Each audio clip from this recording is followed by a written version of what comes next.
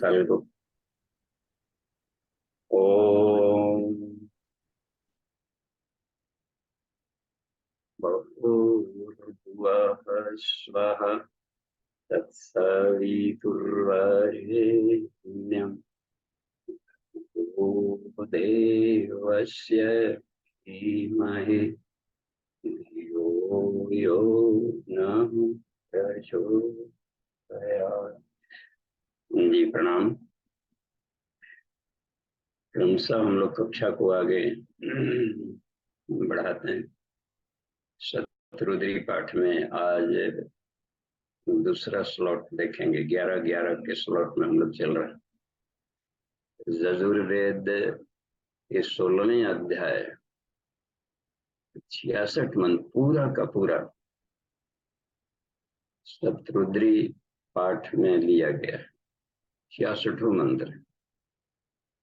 और चूंकि तंत्र महाविज्ञान में सारे सिस्टम को जो प्राण के द्वारा चल रही है सारी सिस्टम, और प्राण ही रुद्र है। जगतां जननी चैव, सारे जगत को जो उत्पन्न करने वाली प्राण शक्ति है। प्राण के समुद्र में हम लोग तैर रहे। तो प्राणों की साधना को ही रुद्र की साधना कहा जाता है। तो उसमें हम लोग ये देखेंगे। तो ये शत्रुद्री पाठ में उसमें कहीं कहीं रुद्र अष्टाध्यायी का है, दशमाष्टाध्याय है। तो 5वां अध्याय ही मुख्य है। इसमें पूरा का पूरा ये यजुर्वेद के 16वें अध्याय को ले लिया गया। तो कल्पद्रुमः ने इसमें कहा गया है कि केवल 5वां अध्याय का कोई पाठ करें तो पूरा का पूरा शत्रुद्री पाठ हो गया। उसी का में फिर से मंत्रों का, आधे मंत्रों का फिर से रिपीटेशन है। तो उसी क्रम में हम लोग बढ़ रहे हैं आगे। तो इसी में आज यजुर्वेद वेद को पढ़ने, अध्ययन करने, समझने का भी अवसर मिलेगा। प्राण विद्या को तरीके से कहा जाए, हम सभी प्राण के साधक। गायत्री साधक का मतलब हुआ प्राण के साधक। गया मीन्स प्राण। प्राण का जागरण ही महान जागरण है। प्राण ही सोया रहता है। उसी कहा है, नचिकेता को बोला यमाचार्य ने कि सोए हुए प्राण को उत्तिष्ठत, उठाओ। तो शरीर के भीतर में ही उसके, चूंकि जब हर चीज प्राण से बना है तो हर कोशिका भी प्राण के पार्टिकल्स होंगे। एक जगह पूज्य गुरुदेव लिखते हैं कि यहाँ तक कि जो डीएनए पार्टिकल है वो अभी प्राण के ही पार्टिकल्स हैं, समझिए।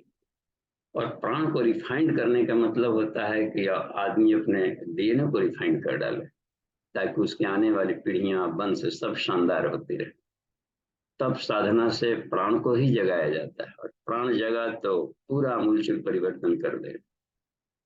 इसी के जागरण को कुंडलिनी जागरण भी कहा जाता है। प्राणो भवेत् यथा मंत्र ज्ञान कोशो। तो जितने भी वैदिक मंत्र हैं सब प्राण के फ्लो हैं बस। और प्राण का, प्राण शब्द, प्राण विजिबल नहीं है तो प्राण की कैसे कल्पना करें हम। तो उसके लिए आज के वैज्ञानिक पृष्ठभूमि में समझाते हुए कुछ गुरुदेव बोलते हैं कि उसको हम लोग विवेक युक्त ऊर्जा कह सकते हैं, ज्ञान युक्त ऊर्जा। एक ऐसी ऊर्जा जिसमें ज्ञान घुला हुआ। उसको अर्धनारीश्वर भी की भाषा में पहले लोग जानते थे। अर्धनारीश्वर रुद्र। उसमें ऋषियों ने मेडिटेशन किया कि संसार का मूल एनर्जी क्या है, मूल सत्ता जो संसार को चला रही।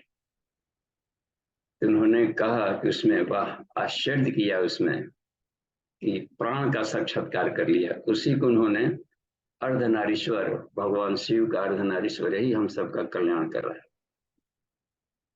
तो विज्ञान सिर्फ ऊर्जा के रूप में मानता है उसको, ऊर्जा। उसको आज जैसे क्वांटा शब्द का प्रयोग होता है, तो ऊर्जा भी दोनों प्रकार का होता है। एक शांत अवस्था, प्राण की एक शांत अवस्था, और एक गतिमान अवस्था, काइनेटिक, स्टैटिक। या पोटेंशियल कह सकते हैं और काइनेटिक कह सकते हैं, दो भाग में। शांत अवस्था, गतिमान अवस्था। मन शांत, मन गतिमान। देखिए, शांत का मतलब आ गया कि मन अपनी गति को नहीं रोका। शांति में स्टेट को पाने के लिए उस दिशा में जहां पर कोई बाउंड्रियां, असीम, ससीम से असीम की जर्नी को शांत कहते हैं, क्योंकि शांत जर्नी है ऊपर, उन्मनी जिसे कहा गया। तो विज्ञान में कोश मनोमय के ऊपर वाले स्टेट को उन्मनी कहते हैं। सदा वह उन्मनी रहती, कबीरदास ने अनुभव किया। तो उस अवस्था में जाने की अवस्था को ही शांत मन कहा जाता है, क्योंकि और शांति में, आनंद में, आयाम में पहुंच चुका है मन। तो उसमें कितना हूँ दौड़ लगाया, तो शांति में दौड़, शांति ही पाएगा, शांति ही चुनेगा। तो इसलिए उसको मन शांत शब्द का प्रयोग करता है। शांत रहते हुए जो गतिमान हो। विष्णु शांताकारम है लेकिन संसार को चला रहा है। तो शांत अवस्था में भी ऐसा नहीं कि कोई मेडिटेशन में है, ध्यान में है तो कुछ नहीं कर रहा है, ध्यान में ही सारे संसार को चला रहा है। शिव जी बराबर ध्यान में रहते हैं, तो ध्यान में रहते हुए पूरे विश्व की रक्षा कर रहा है। गजब है। समाधि की अवस्था में ही बढ़िया काम होता है। गुरुदेव ने एक बार अपने मुंह से ही कहा कि मैं जो भी लिखता भी हूं तो समाधि की अवस्था में लिखता हूं। सारी दुनिया अपने सो रही है, संसार सो रहा है, तो जगते रहते हैं, उसके माइंड को पढ़ करके समाधान देते रहते। तो ये अभी हम लोग आगे क्रम में पढ़ते हैं, तो आपके लिए हम पीडीएफ यहाँ पर निकाल लेते हैं ताकि स्क्रीन पर भी आ जाए उस लेख को। और ये इसमें पीडीएफ को हम अभी खोल रहे हैं, तो इसमें हम लोग सीधे पहले कहाँ चल जाएं, वेद उपनिषद दर्शन, यहाँ आ गए। इसमें अपना देखिए खोल लिया, इसमें सीधे यजुर्वेद को जाते हैं। यजुर्वेद प्रवेश किए, पूरी गुरुदेव का जो भाष्य है। हाँ, एक तो स्टेट खुल रहा है, तो यजुर्वेद, हाँ ये खुला। अब सीधे अब शेयर में जाना होगा। जूम गए, शेयर। बड़ा ये है, अंकुर जी आपने सिखा दिया है थोड़ा बहुत क्लास लेने का ही, तो नहीं तो सब स्क्रीन पर पहुंचा होगा, बीच में हम लोग चले। जी अरे बाबू जी। हाँ चलिए देखिए, तो 1 से 10 मंत्रों तक का हम लोग लिए थे। अब देखिए यहाँ पर 11वें से लेकर चलते हैं, 11 से 22 तक। यहाँ से इसका मतलब होता है, तो 11 तक, 1 से 11 तक हो गया था यहाँ तक, तब 12 से 22 तक आएगा, तो 10 11 हो जाएगा। इसको थोड़ा सा आगे नहीं बढ़ पा रहा है, टच स्क्रीन है, इसको कर लिए।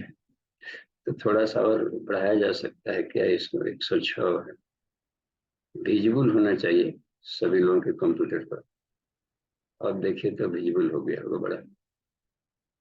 अब देखिए 12वां से हम लोग चलते हैं यहाँ से। अच्छा देखिए, पहले हम लोग इसको वेदों को, उसमें उसके वेद के छंद क्या है, मंत्र क्या है, या उसका जो ऋषि किया वो कौन सा है, तो इस सब के, इसमें ऋषि प्रजापति तो खुद ही जो 7th डायमेंशन में पहुंचा हुआ है चेतना, वो रिसर्च कर रहे हैं इसको। उसको बॉडीलेस बॉडी भी कहा जाता है। प्रजापति के में तीनों आते हैं, ब्रह्मा विष्णु महेश। इसका मतलब होता है, और उन का बॉडी नहीं इस तरीके के, वो बॉडीलेस बॉडी, सत्ता तो है लेकिन कोई बाउंड्री नहीं है उनकी बॉडी का, तो पूरी स्पेस ही उनका बॉडी है। चिदाकाशम, लेकिन आकाशवासम, जिसका आकाश ही वस्त्र हो, आकाश ही देह है उसका। तो उसमें तो अब देखिए, इसमें ऐसे लोग ने इसका उस तरह की चेतना द्वारा या इसको खोजा गया है। और ये अनुष्टुप लग रहा है। अनुष्टुप में 8 के चरणों में उच्चारण होता है। तो इसमें देखिए यहाँ तक, और इसमें संधि विच्छेद नहीं किया गया, तो अब हम लोग को देखना है कि कहाँ तक पढ़ें तो उसमें रहेगा। और ओम परिते धन्वतो हेति, यहाँ तक पढ़ सकते हैं। र बन गया है, विसर्ग से बन गया। ओम परिते धन्वनो हेति, अस्मान् वृणक्तु विश्वतः, एक आगे से, अथो य इषुधिस्तव आरे अस्मिन् निधेहि, देखिए अस्मत् निधेहितम् अथो य इषुधिस्तव आरे अस्मत् निधेहितम्, ये क्रम में आए तो अब इसके अर्थ भी स्पष्ट है। इसमें भाष्य गुरुदेव के शैली ने, इनका एंगिलोभिजन थोड़ा सा आध्यात्मिक रहा है, तो थोड़ा आध्यात्मिक मंत्रों का प्रकाश देते गए। तो इसमें कहा गया, देखिए हे रुद्रदेव, देखिए इसमें परिते धन्मने हेति, तो अपने धनुष बाण है इनका द्वारा क्या करें, परिवृणक्त, यानी चारों तरफ से, विश्वतः होता है समग्र के रूप में आता है, तो जो समग्र हमारे रोग दुख हैं, दुश्मन है हमारे, माने जो साधक है आगे बढ़ता है, तो उसके जो स्पीड ब्रेकर होते हैं, स्पीड ब्रेकर, तो पांचों कोषों में स्पीड ब्रेकर है। शिव जी पंचमुखी हैं, तो पंचमुखी शिव जी के यहाँ पर चल रहा है, सदाशिव कहलाते हैं वो पांच मुंह वाले शिव जी। तो जिन्होंने अपने पांचों कोषों को जागृत कर लिया है, पंचमुखी बन गए, गायत्री पंचमुखी है, शिव जी गायत्री में बन गए, गायत्री महामंत्र की साधना की है, तो उनको एक संभावित सिद्धि मिल गई, जिससे सारे पूरी तरह प्राणिक एनर्जी पर नियंत्रण हुआ।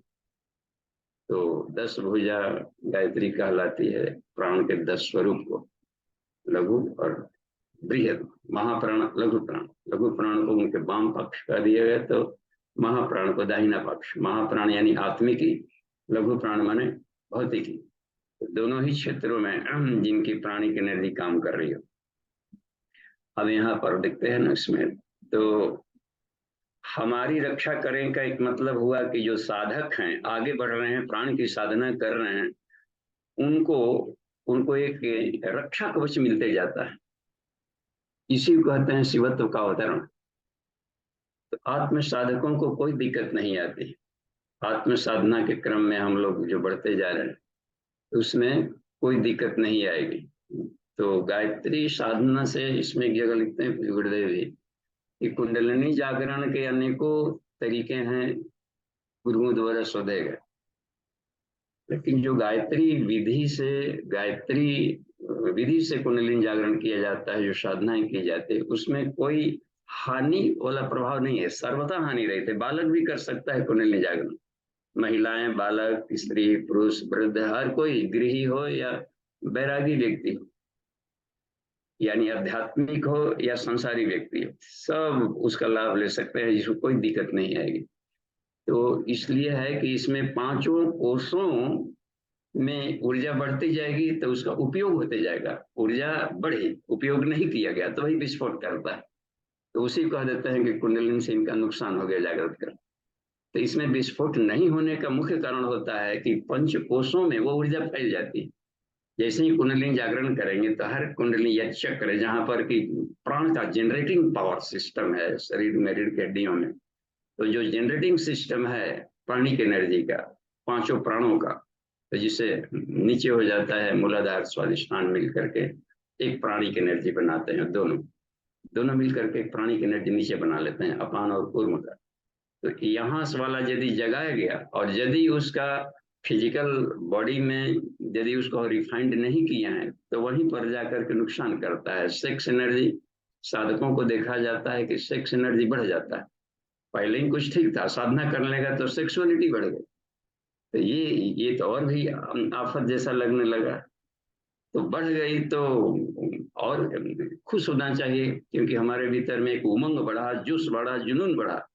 और यदि उसको हम पूरे फिजिकल बॉडी, यानी इस स्थूल शरीर के भीतर में जो अपने सातों शरीर है, skin body, bone body, muscular body, respiratory जो सिस्टम है या एलिमेंट्री कैनल, सबको मिलाकर ट्यूबुलर बॉडी कहा जाता है, जो सातों आयाम को, तो इनको यदि रिफाइन नहीं करेंगे तो वो ऊर्जा जहां तहां जलाएगी, तारों को साफ नहीं किया।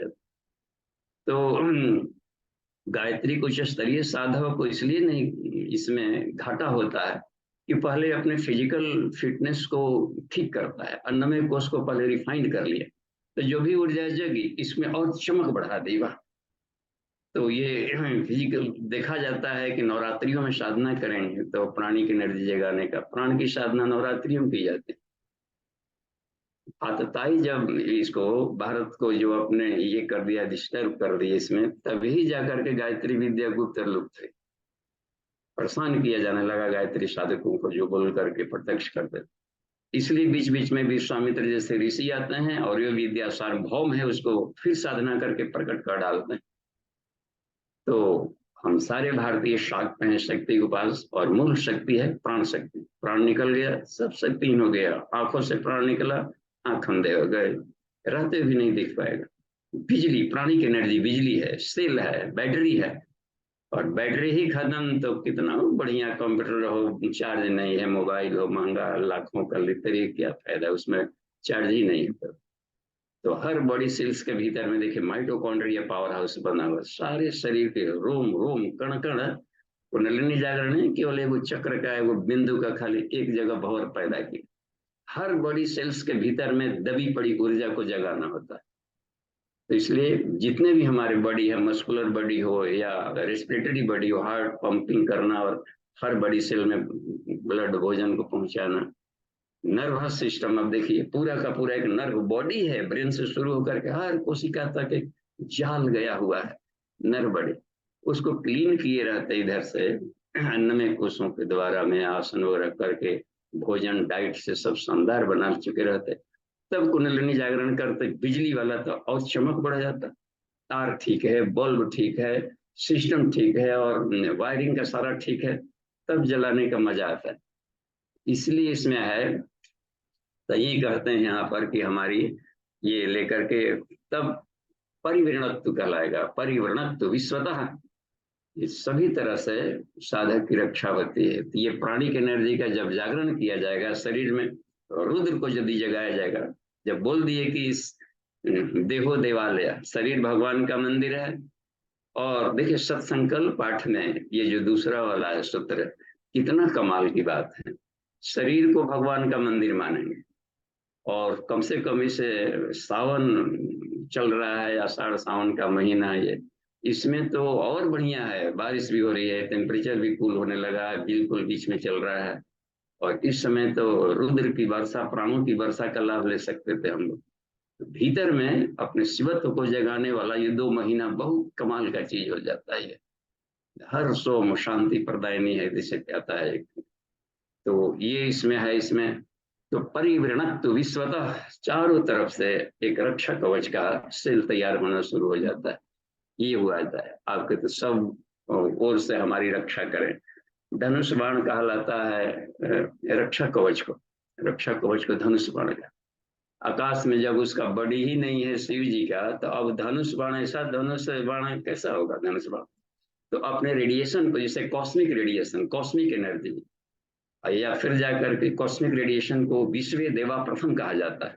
ये तो इन सब जो कॉस्मिक रेडिएशन के भीतर में चेतना की तरह प्रवेश करके प्रकाश से काम कर रही हैं, यही इनके सब धनुष बाण है, जिसमें चलते हैं सविता के रथ में जुड़े हुए। ये अल्ट्रा वायलेट उनके जो आया करते हैं किरणें, विश्व देवा द्वितीय, इसमें एक हो जाता है। और भी जाकर उसमें विजिबल लाइट, यही सब उनके हैं। और रुद्र ही सूर्य है, तो सूर्य की जो किरणें आने वाली है वही रक्षा करते हैं यहाँ पर। और धनुष बाण, अब जैसे मान लीजिए कि सूर्य साधना जो नहीं कर रहा है, तो या सूर्य त्राटक है, कहीं सूर्य को फ्रेंड नहीं बना पाए, तो थोड़ा सा भी धूप आने पर चन चन जो लगती है, यही धनुष बाण लगता है। फोटॉन्स के कण शरीर में जाकर के वो नुकीले होते हैं, ट्रेंगुलर, अभी चुभते हैं तो कहते हैं बड़ा धूप लग रहा है, चंचनाहट, वो कोई ना कोई छर्रा आकर के लग रहा है। और उसी में देखिए गायत्री साधक या किसान है, किसान वगैरह दोपहर में ही पौधा को तोड़ रहे हैं, अथवा उसमें बन रहा है, या फिर जाकर उमस है, बरी है, सब काम बराबर कर रहा है, युद्ध है, मिलिट्री है, सैनिक है, डिफेंस है, सब अपना काम कर रहा है। आंधी हो या तूफान, वर्षा हो या गर्मी हो, ठंडा जाड़ा, डाक लाएगा। जो होते हैं संदेशवाहक, जो परिव्राजक होते हैं, जो लोकसेवी होते हैं, जो हनुमान स्तर के होते हैं, एकदम बार बार राम काज के बिना मोहि कहाँ विश्राम। देखिए प्राण के धनी शंकर सुमन, तो ये होता है प्राण की रक्षा करने का, ये ही उनका धनुष बाण है, प्राणिक एनर्जी है उसमें, हथियार है। देखिए इसमें ये चल रहा था बर्मा का, ये कहाँ है, ये गठित किया तो हो गया। चलिए और आगे देखिए, अथो यह ईश्वधि स्तव, ये जो आपका ये है वो हमसे आरे, आरे कहते हैं दूर रहने के लिए, तर्कस ईशुधि तर्कस को कहते हैं, ईशुधि कहते हैं तर्कस को। तो जो आपका जो तीर्थ है दूर रखें, हमारे लिए दूर हो जाएगा, इसका मतलब है कि हमें दुख कष्ट प्रभावित नहीं करते साधकों को। और दूर का मतलब होता है कि जो बाण आया तो आया तो आभा मंडल ही काट दिया, बॉडी में प्रवेश करने के पहले, ऐसे सूर्य ग्रहण चंद्र ग्रहण सब आ रहा है, लेकिन कोई आभा मंडल काट देती। तो जिनका आभा मंडल कमजोर है वो कह दिया जाता है कि थोड़ा सा आप जब तब करके औरा को ऐसा बना लें कि आने वाली किरणें दूर से ही उसको निरस्त कर डाले, काट डाले।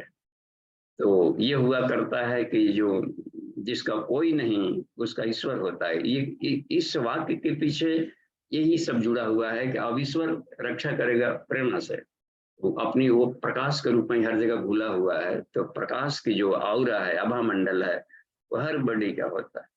अभी क्लियर फोटोग्राफी मशीन में देखा गया ये यंत्रों में, जो अभी इसका हम लोग वैदिक साइंस पढ़ रहे हैं, इसका साइंटिफिक इंटरप्रिटेशन के द्वारा हम लोग प्रवेश कर रहे हैं उसमें। एक नया युग आ रहा है, भविष्य का धर्म वैज्ञानिक धर्म, तो इनके सूत्रों में हम लोग ये देखेंगे।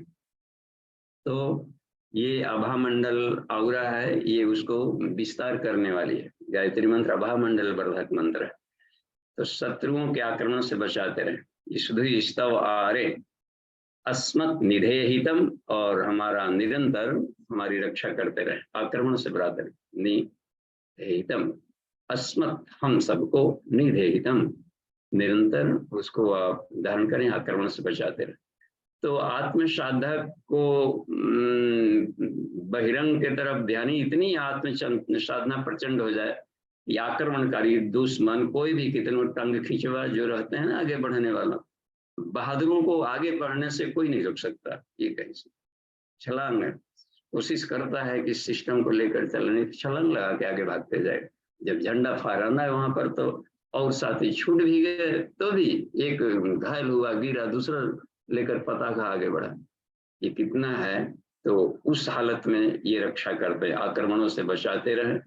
एक अदृश्य शक्ति ऐसे साधकों को बचाते रहते। तो आगे देखिए, ये है 13वां, यह भी उसी छंद में चलेगा। अवतत्य धनुष्टंग, देखिए 8 हो गया यहाँ पर। अवतत्य धनुष्टंग सहस्त्राक्षशतयुफुध है, निशीर्य शल्यानां मुख शिवो न सुमना भव। अब देखते हैं, यहाँ पर देखते हैं आपके जो है, हे सहस्त्राक्ष, सहस्त्राक्ष शिव जी के लिए आया, रुद्र के लिए। हे सहस्त्राक्ष सते सुधे, आपके सैकड़ों तर्कस हैं।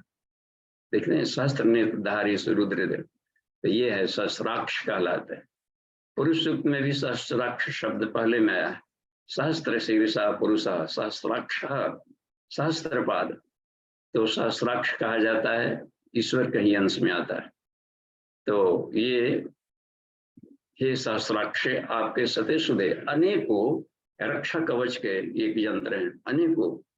किसी भी तरीके से प्रहलाद को मारा जा रहा था, ऐसे करके डालते हैं, अच्छा ऐसे मार डालो, वैसे मार डालो, लेकिन उसको उस ढंग से वहां पर भी बचाने की शैली आ गई।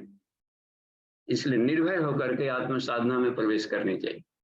जब अच्छे रास्ते पर चल रहे हैं तो हल्की फुल्की रुकावटें तो आती ही रहेगी। तो उसमें आता है, संतों को भी कष्ट आते हैं, होता है, जो जाते हैं झगड़ा फैसला करने, 2 पार्टी लड़ रहा है, अब पंच जी महोदय पहुंच गए पहुंचाने में, क्या तो इनको भी सोटा लग जाता है कि ये करने में। फिर भी शहर से जो झेलता है संसार के लिए, वही जाकर के मुखिया माने शिव जी, जज माने शिव जी, देखते हैं इसमें ना, घर के गार्जियन माने शिव जी, स्कूल का प्रिंसिपल यानी कि शिव जी, ये सब शिव संज्ञक होते हैं। और यही सब गंजड़ी भंगड़ी हो जाए तो कैसे व्यवस्था चली। कहीं न कहीं पर हम इनके जो प्रतीक बनाए गए हैं, उनका हम ठीक से अभिव्यक्ति को समझ नहीं पा रहे। नहीं तो ये सारे अब तक से चला रहा, सही दिशा में चला गया रहता तो इसके सही इंटरप्रिटेशन मिलते और कहीं पर ये प्रतिगामिता के चिन्ह नहीं लगते, प्रश्न बनते। और देखते हैं इसमें आ गया, अवतत्य धनुष तग्मं सहस्राक्ष शतेषुधे। देखिए इसमें अपनी धनुष को प्रत्यंशा को उतार कर, अवतत्य मैंने इसको कह दिया है और उतार करके, तो इसके लिए उतारा। लेकिन अवतत्य का मतलब होता है विस्तार करना, एक को रक्षा किया यानी दूसरे को जरूर मारा होगा। ये कमाल, प्रकाश को फैलाया, ठीक है, यज्ञ की हम लोग हवन कर रहे हैं, प्राण ऊर्जा को बढ़ा रहे हैं, तो इसकी रक्षा की तो दुश्मनों को जरूर मारी होगी, कहीं ना कहीं पर रोग दुखों को मारी होगी। पॉजिटिव थॉट बढ़ा तो नेगेटिव थॉट को मारा होगा। इसलिए जो अवतत्य शब्द होता है विस्तार करने के लिए भी होता है कि विस्तार किया, और दूसरा होता है कि उतार फेंका। इसमें तो उतारने के क्रम में एक को होता है, उसके छिलके को हटा दिया, आने वाले बम्बार्डी को हटाया। अवतत्य धनुष तत्वं सहस्त्राक्ष निशीर्य शल्यानाम, शल्य कहते हैं यहाँ पर देखिए बाणों के, शल्याना मुखा, बाणों के जो नोक होते हैं, तो रूप रस गंध शब्द स्पर्श यही बाण लगते हैं जो अपना औरा है।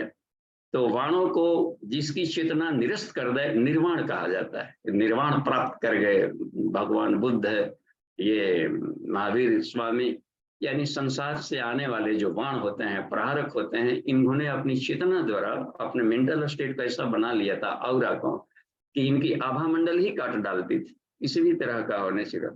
इसी को निर्वाण शब्द को निशीर्य शल्यानाम कहा गया। प्रमुखा निशीर्य शल्यानामुखा शिवो न सुमना भव, हमारे लिए आप कल्याणकारी हो। और सुमना देखते हैं ना, सुमना एक पॉजिटिव औरा, योगाग्नि को सुमना कहते हैं, अच्छे मन वाला हमें बना दें। तो योगाग्नि, योग की अग्नि, हे योगेश, शिव जी को योगेश कहा जाता है, तो साफ है कि इसके योग की अग्नि बढ़ेगी, योगी बनेगा ये आदमी। हे अर्जुन तू योगी बन, देख कितना कमाल के बनते, तस्माद योगी भव अर्जुन, और योगियों के ईश्वर होते हैं शिव जी। हे योगेश, जितने भी तरह के योग विद्याएं हैं योगों के, तो पहले शिक्षक को प्रणाम किया जाता है। योग साधना में प्रवेश किए तो उस शिक्षक को शिव जी कहते हैं। तो यही हो जाता है सुमना भव, हमारे लिए आप उत्तम मन वाले हों, यानी ये हमारा औरा होता है। असल में एक अपने मिले थे ग्रुप में है ज्योतिर्विद, तो उन्होंने कहा कि जितने भी ग्रह नक्षत्र ब्रह्मांड घने रहे होता है ना, ये नक्षत्र खराब है, वो ग्रह है, ये राहु केतु गर्दन चीप रहा है, मार रहा है, काट रहा है, इसे तरह तरह की जो बना दिए गए, भय लगता है। इन दिनों आदमी को नवग्रहों से भी भय लगने लगा, ग्रह नक्षत्र ये सब प्रिय हैं। जब ईश्वर से उत्पन्न है तो ईश्वर का कोई भी उत्पाद अप्रिय कैसे होगा? तो डरावना और भयानक जैसी कैसे बात आएगी? इसलिए बन गया है कि ये हमने माइंड ने इसको साथ है साहचर्य बन करके प्ले खेलना नहीं सीखा। ये सब उत्तम गुण है, वर्ण करने योग्य है। बृहस्पति अनुशासन, डिसिप्लिन में आदमी रहेगा तो महान बनेगा, और अनुशासन में रहेंगे तो हमारा अपना जो लंपटाई है वो कैसे चलेगा? तो यहाँ पर उनके लिए दिक्कत पड़ जाएगी। शनि तप तितिक्षा कहते हैं, जब तपस्वी होता है तितिक्षा की साधना कर लिया अन्नमय कोश में, उसमें तितिक्षा भी आता है, और तप तितिक्षा को ही शनि ग्रह कहा जाता है। तो तप तितिक्षा नहीं करेंगे तो थोड़ा सा भी दुख परेशान करेगा तो थोप देंगे कि शनिदेव हमको परेशान है। शनिदेव नहीं, हम अपना तपस्वी जीवन नहीं जिए, इसलिए आक्रमण कर दिया इस तरीके से। तो अपने आप के ही केवल इम्यूनिटी को बढ़ाई जाती है, इम्यूनिटी बढ़ाने की प्रक्रिया को ही शनि कहा जाता है इसका दान। तो ये अपने जो था यहाँ पर, तो सुमना भव का मतलब होता है अपना। उन्होंने कहा था कि जो ग्रहों के प्रभाव है सिर्फ मन तक पहुंचते हैं, बस मन से ऊपर उनकी पकड़ नहीं है। देखिए, और सीधे आत्मिकी में तो न हन्यते हन्य माने शरीर है। तो ये विचार है, परिवर्तन हो सकता है, बॉडी है, सिस्टम है, पंच तत्वों का है, यहाँ तक कि प्राण से भी बना है। लेकिन इसमें एक और भी है ना, अमृतम अथेदम समृत, आत्म तत्व की यहाँ पर जर्नी है। तो ये देखिए सुमना भव मेंटल स्टेट को, अपना स्ट्रल बॉडी शानदार हो जाए, इनको सभी तरह के ये जो योगाग्नि है सभी तरह के नुकीले बाणों को निकाल फेंकती है। आगे चलकर देखिए 14वें वाले में हो गया 12, 13 होता है। नमस्त आयुधाय वह अनातताय धृष्णवे, यहाँ पर हो जाता है हे बलशाली, हे इसमें धनुष पर चढ़ाए जाने वालों को नमस्कार। आतताय चढ़ाए जाने के लिए अनातताय कहा जाता है। तो जो आक्रमणकारी हैं उनको समाप्त करने के लिए जो धनुष को, बाण को जो चढ़ाते हैं ईश्वर, अब यहाँ पर स्थूल रूप में रखिए। जिसे मान लीजिए कि जो डिफेंस डिपार्टमेंट में है तो उनके लिए स्थूल प्रक्रिया भी होती है, न्यायपालिका को, फौज है, और वहां पर आतताई आता है तो उनको आक्रमण, धनुष पर चढ़ाए जाने वाले बाणों को प्रणाम। उधर से बाण फेंका, मान लीजिए कि बाउंड्री लाइन पर जो सीमा रक्षक हैं तो दुश्मनों के हर प्रहार को काट डालते हैं, ऐसा इस प्रक्रिया होती, क्योंकि आत्मरक्षा के लिए। ये खुद आतंकवादी नहीं है कि हम चैन में रह रहे हैं तो आपके भी धन, आपके भी राष्ट्र की संपत्ति को, ये साम्राज्यवादी नीति के, ये भारतीय दर्शन नहीं होता है। हम भी सुख से रहें, आप भी सुख से रहें, लेकिन यहाँ उधर से प्रहार करने लगे कट में आकर के तो उनकी आंखें जो निकालनी होती है, ये जो बात है कि आपके, ये देखिए हे सहस्त्र, यहाँ पर देखिए नमस्ते, हे रुद्रदेव आपके धनुष पर चढ़ाए जाने वाले बाणों को नमस्कार। वाह, आयुधाय अनातताय, हे धृष्णवे, हे साहस पराक्रम के धनी धृष्णवे, शिव जी को भी कहा जा रहा है यहाँ पर। हे रुद्रदेव, इस वहां पर रुद्र शब्द नहीं है तो रुद्रदेव क्यों लिखा है पर भाषा में? धृष्णवे को कहा जाता है। हे साहस के धनी, आपके प्रगल्भता को प्रणाम। अनीति को रोकने वाली जो ताकत है उसको कहते हैं सत्साहसपूर्ण औदार्य।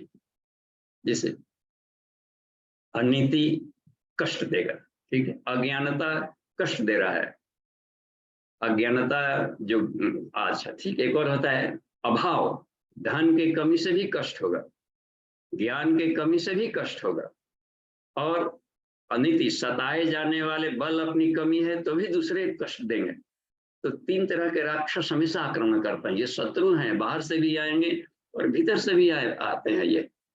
तो इनको रक्षा करना है, त्र्यंबक हैं शिव जी, अब इसको रक्षा करेंगे इसमें आकर के। तो 3 तरह के अपने इधर से 3 तरह के मोर्चे तो निश्चित खोलना पड़ेगा। अज्ञानता के राक्षस को मारने के लिए ज्ञान का प्रकाश कर रहा है,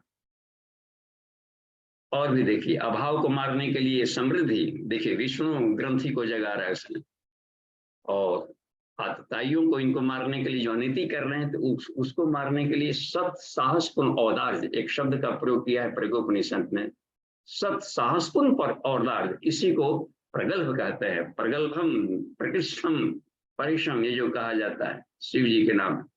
तो अपने साहसपूर्ण औदार्य को साधना से बढ़ाई जाती है।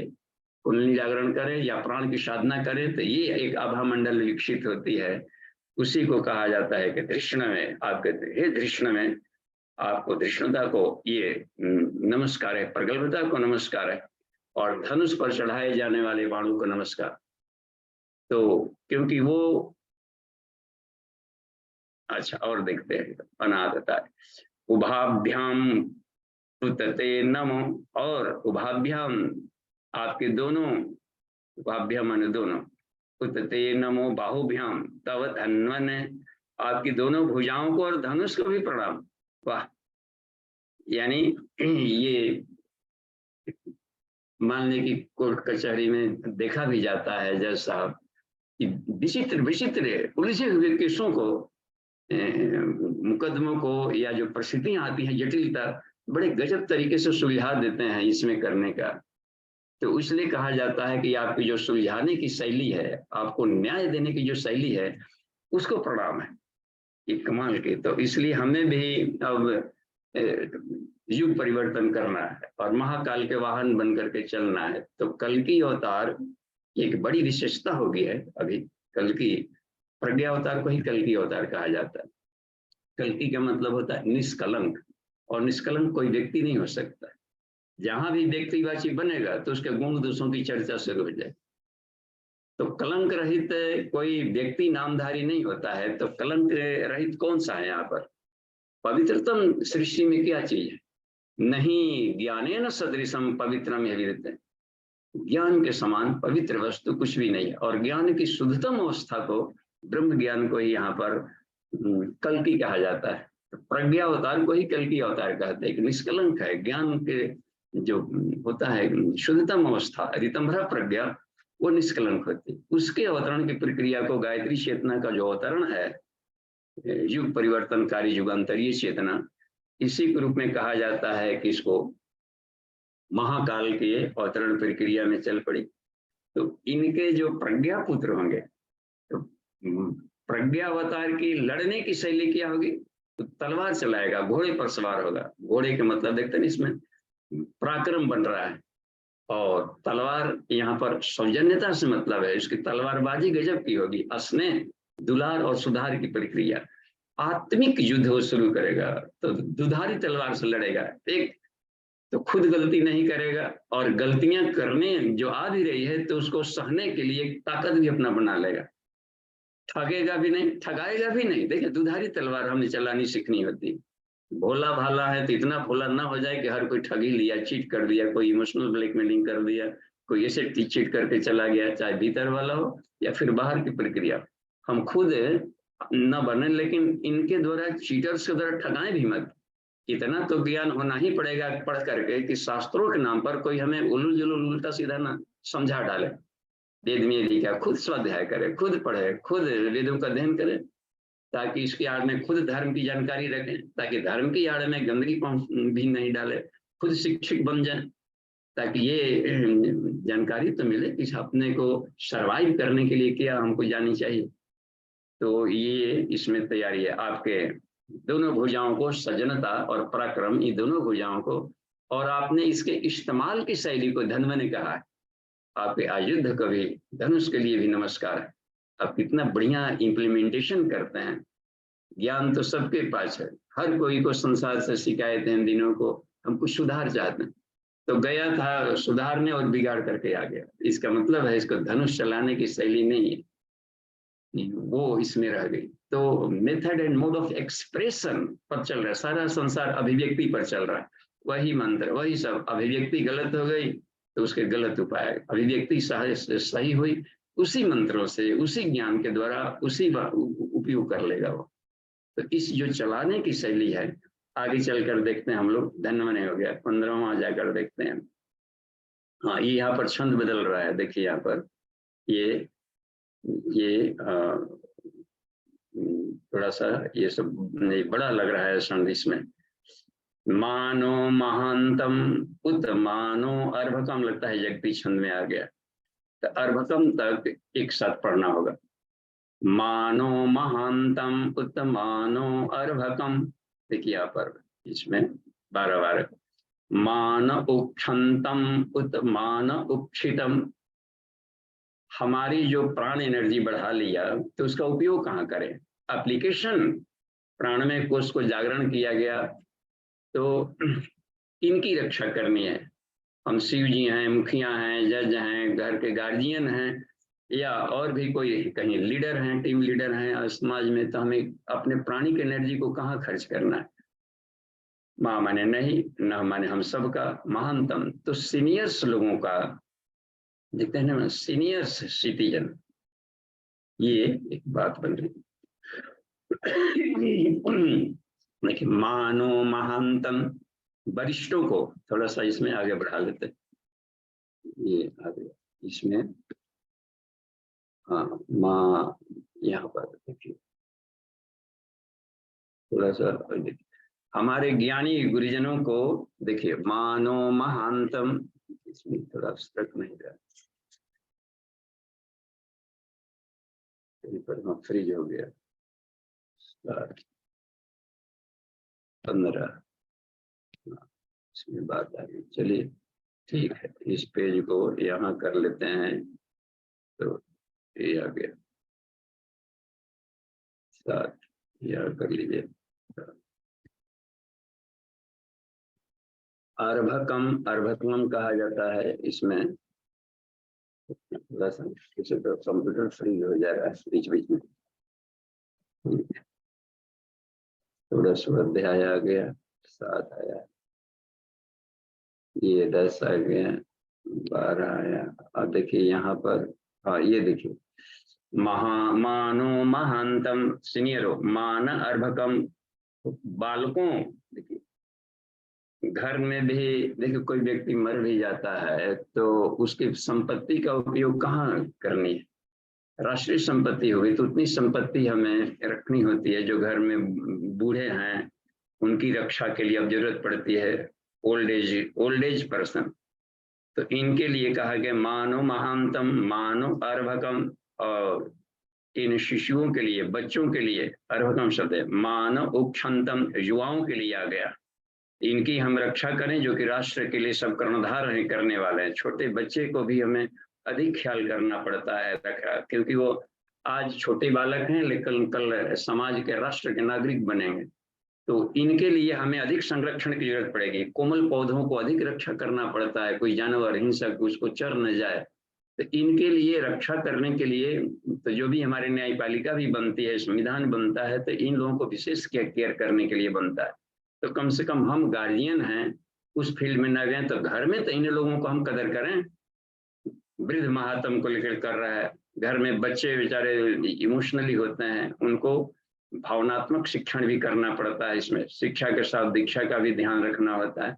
मानव उपक्षमतम, युवाओं का कहीं ऐसा नहीं कि जोश में हो सही खो बैठे, इनका भी केयर रखना पड़ता है कि उसके निर्माण कार्य, कंस्ट्रक्शन और युवापन का गुरीज शुरू हो, गलत रास्ते ना जाए। मानव उक्षितम, गर्भ है, देखिए उक्षितम माने ये तो इसमें गर्भ को गर्भाधान करने की क्षमता है, लेकिन इसमें उक्षितम गर्भस्थ शिशुओं की रक्षा होनी चाहिए। पति पत्नी दोनों मिलकर गर्भ का संरक्षण करें कि जननी को कितना बढ़िया उसको रख रखाव, स्वास्थ्य की रक्षा का ध्यान देना होता है। और जननी को भी चाहिए कि गर्भ की रक्षा करने के लिए डाइट का अपना ख्याल रखें। उक्षितम है ना उसमें, तो वो शिव जी की पूजा कहलाएगी कि गर्भस्थ शिशु के प्रति रोज आपने सूर्य उपासना करनी है तो उसका प्राणमय कोष मजबूत होगा। और भी स्वाध्याय करेंगी तो उसके दिमाग बढ़ते रहता है, गर्भ में तेजस्वी बच्चे होंगे। साथ ही घर में बड़ों को रिस्पेक्ट और स्नेह प्रेम चलता रहेगा तो वो उसके कॉस्मिक बॉडी भी मजबूत होंगे गर्भस्थ शिशु का। और हर हाल मस्त रहेंगे तो वो भी एक आनंदमय होगा। तो देखिए इस सब को रक्षा करने के लिए हमारी जो प्राणिक एनर्जी, हमारी जो साधना है, इस दिशा में खर्च होनी चाहिए। ये कितना एप्लीकेशन की सारी बातें हैं, काम की चीजें। मानो भदि पितरम, देखिए जो हमारे रक्षक हैं घर परिवार में, पितरम माँ उत मातरम, माता पिता की सेवा, देखें मातृ पितृभक्त हों तो समझिए कि हमारी प्राण शक्ति बहुत ही अच्छी जगह काम कर रही है।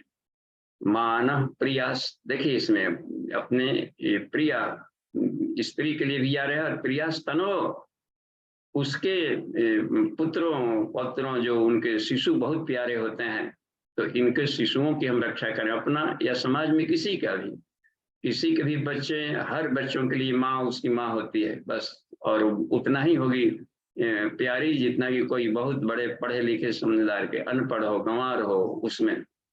प्रियास्तनो रुद्र ऋष, हे रुद्र आप इनको न मारें। देखिए संरक्षण का एप्लीकेशन कितना बढ़ दिया जाता है, और भी इसको थोड़ा सा आगे बढ़ाते हैं। ये हाँ 16वां, ये बहुत ही प्यारा सा मंत्र है, कर्मकांड भास्कर में इसका बड़ा उपयोग होता है। मानस तो के तनय मान आयुषी, देखिए मानो गोसु मानो अश्वे सुरीशिष, ये सब भी आ रहा है इसमें। जन्म माँ माने नहीं न, हम सब के तो के कहते हैं वो छोटे बच्चों का, गोद वाले बच्चों की रक्षा करें। वाह, गुरु जी कहते तो हमारा काम कर, तुम्हारी वैसे रक्षा करेंगे जैसे सीने से चिपकाए रखेंगे, माँ रखे रहती है।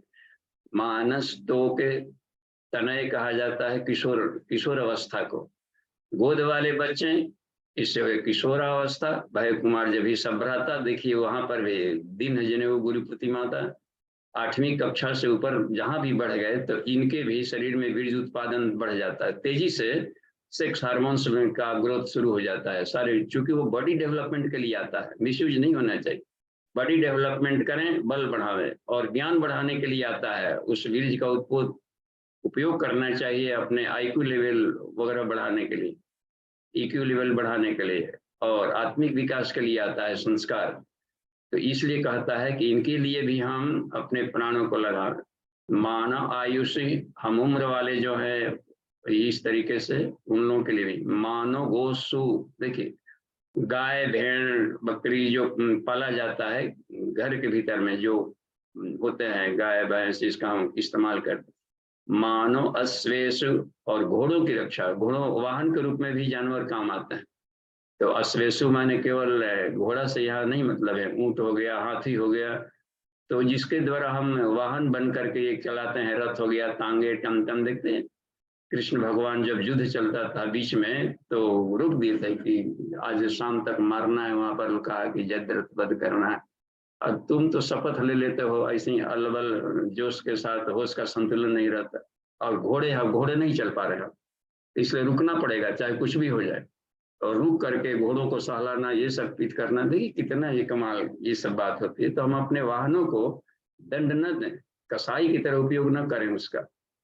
गधा उसमें रख दिया, घोड़ा उसमें क्षमता है, थोड़ा सा लोड लाद दी इतना, तो ये ठीक नहीं है। पशुओं पर दया करने की बात आती। तो ये जो है, चाहे हमारे वाहन हो तो, या घर में हम पाल रखे हैं गाय वगैरह हो तो इनकी रक्षा करने की बात आती है। अपने प्राणी की एनर्जी को इसमें होना चाहिए, क्योंकि ये सब प्राण है, प्राण बल देते हैं। मानो वीरान रुद्र भामिनो, हे रुद्र। अब इसमें वीरान भामिनो, वीरान जो पराक्रमी वीर होता है, इनकी भी रक्षा करें, क्योंकि राष्ट्र रक्षण कर डिफेंस के लिए हमें सुविधाएं दी जानी चाहिए।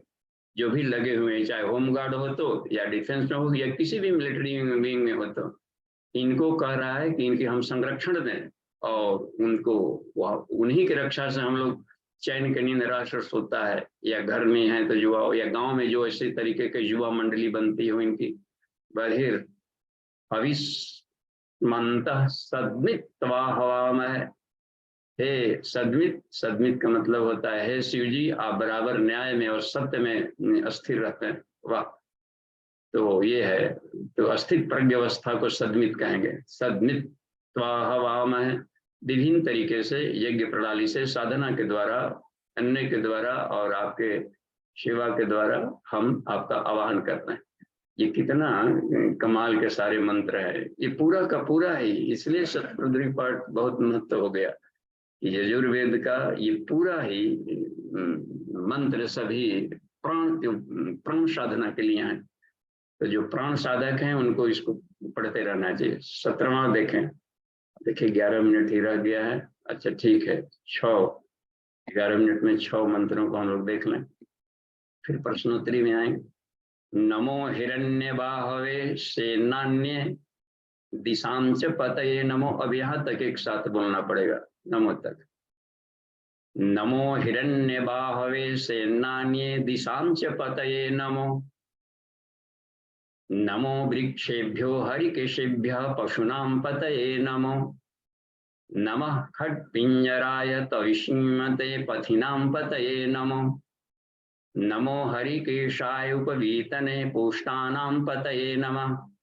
तो अब इसमें इसको बृहति, इस 19 से बृहति छंद में आता है 19 अक्षर, तो 2 बार इसमें 4 बार आ गया है। इसमें करने का इसको काउंटिंग कर लीजिए, जैसे 1 2 3 4 5 6 7 8 9 10 11 12 13 14 15 16 17 18 19 के 4 होते हैं, 78। और इसमें से एक अक्षर किसी में कम अधिक हो तो भी मिन छंद वही कहलाएगा। तो ये दोनों मिला जाता है, 2 बृहति इसमें आ जाता है। 19 से 38 2 बृहति मिलकर के एक बृहति बन गए। मुख्य छंद 7 ही हैं। गायत्री त्रिष्टुप जगत अनुष्टुप पंक्तया सह बृहति उष्णिगा सह कपुक सूच भी समयंतवा। इन 7 सुइयों से सारे संसार को, तरंगों को सीते हैं, जोड़ते हैं, हटते हैं। ये इसमें बताया गया है गायत्री मंत्र का, जो वैदिक मंत्र होता है इसमें। तो अब ये त्रिशप्ता, जैसे पुरुष में एक जगह आता है, ये त्रिशप्ता परिहंति विश्वारूपाणी विभ्रता। तो 7 मेन हो गए, और स्थूल सूक्ष्म कारण, इन्हीं को मल्टीप्लाई करके 7 × 3 21 छंद कुल हो जाते हैं, मिक्सअप करके। तो इसमें दो बृहति मिक्सअप कर लिया गया है साथ में, तो इसलिए 19-19 के चरण में हम लोग उच्चारण करेंगे तो सहूलियत होगी इसमें। नमो हिरण्य बाहवे सेनान्ये दिशां च पतये नमो, नमो वृक्षेभ्यो हरिकेशेभ्यः पशूनां पतये नमो, नमः खड्ग पिंजराय तविषीमते पथिनां पतये नमो, नमो हरिकेशाय उपवीतने पूष्णानां पतये नमः। अब इसमें देखिए, अब हिरण्य गर्भ समर्थाग्रे, तो हिरण्यमय भुजाएं, लग रहा है ना कि प्रकाश की आभा मंडल की बात की जा रही है, तो प्राण को ही हिरण्य कहा जाता है। हिरण्य चमकीले पार्टिकल्स हैं, तो चमकीली भुजाओं वाले, हे चमकीली भुजाओं वाले, स्वर्ण अलंकारों से सुशोभित शब्द का इसका प्रयोग किया गया है। ह्यूमन बॉडी जैसा तो लग रहा है, लेकिन हिरण्य बाहवे शब्द है, वहां हिरण्य गर्भ। सूर्य की चमकीली किरणें आती है सुबह में, गोल्डन रेज, वो बहुत ही रक्षक होती है। प्रातः काल सूर्योदय से आने वाली, उसी को सब कुछ ये होता है पूजा। उगते सूर्य को अर्घ में क्या मतलब होता है, हिरण्य बाहुए उनकी आ रही चमकीली गोल्डन रेज आ रहा है यहाँ पर लाभ लेने के लिए। और गोल्डन रेज को ही हिरण्यमयी लक्ष्मी कहते हैं, लक्ष्मी का पदार्पण हो रहा है। तो शरीर में मेडिटेशन करेंगे, सुबह में उगते सूर्य के समय में लाभ लिया जाए, अर्घ दिया जाए, या जो भी करते हैं, तो शरीर स्वस्थ होगा ही होगा, क्योंकि वही गोल्डन रेज जा करके सोना में बदल जाती है शरीर में। तो हिरण्य बाहवे शब्द का उनका प्रण से नान्य हे दिशां च, और दिशाओं के स्वामी, सभी दिशाओं में उनकी सूर्य की किरणें जा रही।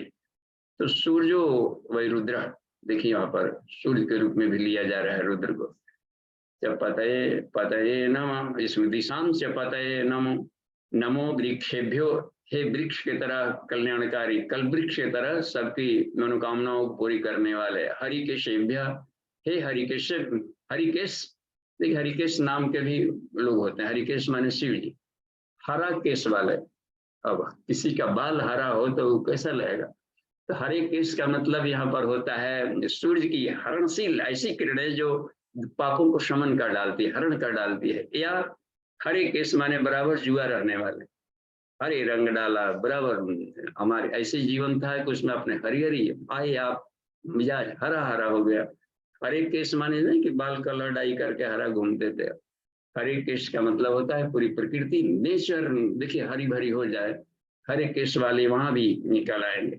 और जो बराबर जुआ रहता है, टिल डेथ हमें जुआ बने रहना चाहिए, क्या है कबूढ़ाना जी, जीवे में सर्वदा सतम, केवल वेद मंत्र बोलने से होगा कि 100 वर्ष तक जब तक जिए जुआओं की तरह जिए मस्त रहे, तब शिव के भक्त रहेंगे। हे हरि के शिव, पशुनाम पत है, जीवों के पालक, नमो नमः खंड पिंजराय,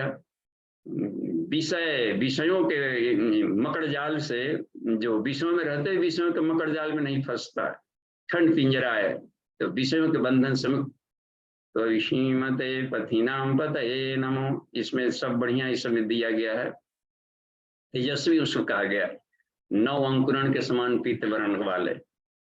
तो विषिमते का मतलब होता है ऐसा न्याय, ऐसी शैली कि वो किसी भी तरीके से कितना हो उलझा हो, चाहे शिक्षा का क्षेत्र हो, चाहे राजनीति का क्षेत्र हो, चाहे अपने रहन सहन का क्षेत्र हो, खान पान का क्षेत्र हो, क्या वर्णीयम है, क्या त्याज्य है, क्या ग्रहणीय है, क्या अग्रहणीय है, क्या कर्तव्य है, क्या कर्तव्य है, इसकी जो शैली को रखना है तो विषिमते शब्द कहा जाता है यहाँ पर। तो वो प्रज्ञा के धनी, पथिनाम पत है, मार्गदर्शक, पथिनाम पत है, जो साधक साधना कर रहे हैं उनको मार्गदर्शन। देखिए पंचकोश साधना को आकाशीय विद्या भी कहते हैं, पूज्य गुरुदेव ने साधना करके कौचक से बना दिया, ताकि कोई बीच में गुरु घंटा ऐसा ना कि हमसे सीखिएगा तभी आएगा करेंगे। आप साधना करने में एकाकी भी हैं तो भी साधना करेंगे तो पाएंगे कि कोई ना कोई हमारी रक्षा कर रहा है, क्योंकि आत्म कल्याण की दिशा में साधक बढ़ रहा है, तो वो उसमें आते हैं समाप्त में। तो ये पथिनाम पत है, तो साधकों के आप मार्गदर्शक हैं जो रास्ते में चलते हैं साधना क्रम में।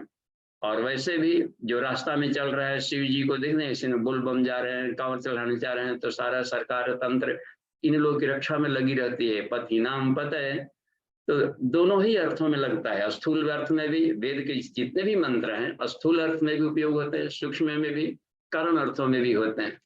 और देखिए यहाँ पर आ गया पतये नमो, नमो हरिकेशाय उपवीतने पुष्टानाम पतये नमः। पराक्रमों को जो ये हैं उनको समर्थों की रक्षा करते हैं, तकदीर बहादुरों की मदद करती है। उपवीतन है, उपवीत धारण करने वाले, हम लोग भी अपना जनेऊ पहनते हैं तो कैसा नहीं कि धागा भर पहन के घूम रहे हो, टहल रहे हैं। उपवीत कहलाता है त्यागमय यत्वम यज्ञ से, यज्ञ की तरह त्यागमय जीवन जिसका हो, गायत्री आज्ञान रूपता, और गायत्री में उसकी आभा मंडल हो, गायत्री के ज्ञान से भी पूरित हो, आत्मज्ञान ब्रह्म ज्ञान से। उभयोरपि संबद्ध, जहाँ दोनों को मिला दिया जाता है, बहुत ही यज्ञ सूत्रकम, तो यज्ञ उपवीत कहलाता है वो। तो ये मिलता है इन लोग देवताओं में। आगे चलकर देखिए, नमो बभलुषाय व्याधिने अन्नानाम पतये नमो, अब उसी में यही छंद अधिक मिल रहा है। नमो भवश्य हेतै जगत परम पतये नमो, नमो रुद्र आततायिने, देखिए यहाँ पर क्षेत्राणाम पतये नमो, नमो श्रुताय हंते वनानाम पतये नमः। श्रुताय, श्रुताय इनको कहा गया है अहंतय, जिसमें अहंत है, इनका वध नहीं किया जा सकता है। जो आत्मिक साधक होते हैं उनको कोई चाह करके भी नुकसान नहीं पहुंचा सकता, देखते नहीं। तो ये हुए करते हैं जो आत्मस्थित हैं, उनको मृत्यु भी नहीं खा पाते। न हन्यते हन्यमाने शरीर, इसलिए कहा गया है कि अहंते शब्द आया है, हे श्रुत माने सारथी, कृष्ण की कोई हत्या नहीं कर सकता। वहां पर वो सूत बने हुए थे, सारथी बने हुए थे। तो जिसका अर्जुन जैसा कोई बहादुर हो योद्धा, उसके संरक्षक यदि हो जाते हैं, ऐसे सुत अंत्य वनानाम पतये नमः, हे वनों के पालक, क्षेत्राणाम पतये किसानों के संरक्षक, आतताइयों को रुलाने वाले, और देखिए यहाँ पर सब है जगताम पतये। तो ये सब सरल है ये समझने के लिए। आगे बढ़िए, यहाँ पर हम लोग देख लेते हैं, थोड़ा सा बढ़ जाते हैं, 19, 20, 21 पढ़ लेते हैं। 19वां पढ़ ले, नमो रोहिताय, देखिए स्थपतय, रोहिताय कहते हैं मंगल करने वालों को, लाल। स्थपतय, स्थापक गृह स्वामी को कहा जाता है, हे गृह स्वामी, हे घर के मालिक, हे शिव जी। स्थपतय शिव जी, इसको एक नाम है स्थपतय। हे विश्वकर्मा, हे घर के मालिक, हे घर के गार्जियन, हे संस्था के हेड, ये सब स्थपतय हैं। रोहिताय यानी कि अपने मंगलकारी कार्यों से, संरक्षण शक्ति से। वृक्षाणाम पतये नमो, हे पर्यावरण संतुलन की रक्षा करने वाले।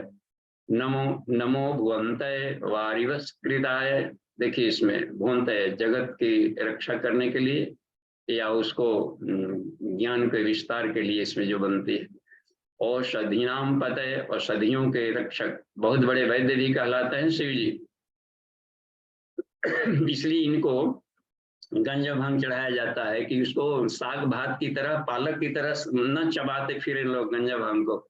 किसी डॉक्टर से पूछें, वैद्य से, कौन से रोग में कितनी मात्रा में कौन औषधि है। नशा भी औषधियां हैं, धतूरा वगैरह भी चढ़ाया, धतूरा भी औषधि है, हाइड्रोफोबिया जैसे रोगों को ठीक कर देता है। लेकिन कितनी मात्रा में कब लेना है कोई डॉक्टर ही बताएगा। तो औषधि नाम पतये नमो, नमो मंत्रिणे, बेहतरीन परामर्श देने वाले। वाणी जाए, देखिए चाहे हम ज्ञान के क्षेत्र में हो या व्यापार क्षेत्र में हो, उसमें भी सामान में मिलावट ना किया जाए, एक सामान का दाम उचित रखा जाए, 2 और ग्राहकों से मधुर व्यवहार किया जाए, 3। ये तीनों वाणिज्य के क्षेत्र में आगे बढ़ने के लिए होते हैं। इसका भी ज्ञान सलाह देने वाले हैं, इसको शिव जी कहलाएंगे। ऐसा मार्गदर्शन मिले इस क्षेत्र में। कक्षाणाम पतये, किसी भी तरह के जो अपना कक्ष है, एरिया है, क्षेत्र है। नमो ऊंचे घोषाय, ऊंचे स्वर में बोलने वाले जो होते हैं ना, कमांडेंट होते हैं, वो पीछे बोलते हैं, पीछे मुड़िए ना, हम कभी से बोल रहे हैं, ऐसे कोई होगा जी इसमें उच्च घोष में बोलने वाला? कौन है जी? कोई खेत चल रहा है तो दूर से चिल्लाता है, दिगुल बजाता है, शंकर ध्वनि 5 जन बजाते थे तो हिल पड़ता था उनका। ऊंचे घोषा है।